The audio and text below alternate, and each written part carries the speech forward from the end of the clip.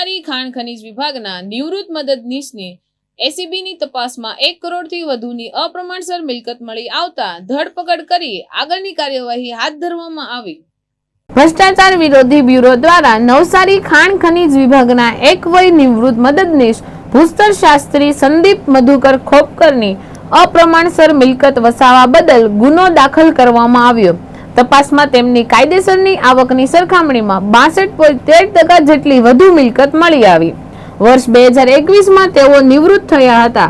જ્યારે તેઓ ફરજ પર હતા ત્યારે અપ્રમાણસર મિલકત અંગેની તેમની વિરુદ્ધ ફરિયાદ દાખલ કરવામાં આવી। ત્યારે એન્ટી કરપ્શન બ્યુરો દ્વારા તપાસ શરૂ કરવામાં આવી। તપાસ દરમિયાન જાણવા મળ્યું કે તેઓનો મકાન, LIC, PPF એકાઉન્ટ અને પર્સનલ બેંક એકાઉન્ટ પરથી અલગ અલગ જગ્યાએ રોકાણ કર્યું હતું।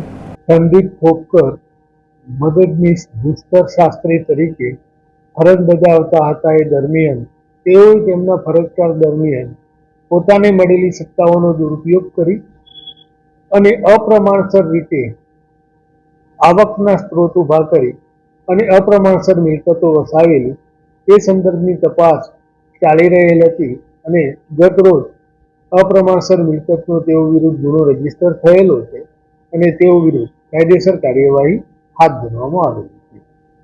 તેઓ સને 2021માં વયનિવૃત્ત થયેલા છે અને સદર તપાસ તેમના નિવૃત્ત પહેલાથી જ ચાલી રહેલ હતી અને આ સદર ગુનો અપ્રમાણસર મિલકતનો દાખલ થયેલ।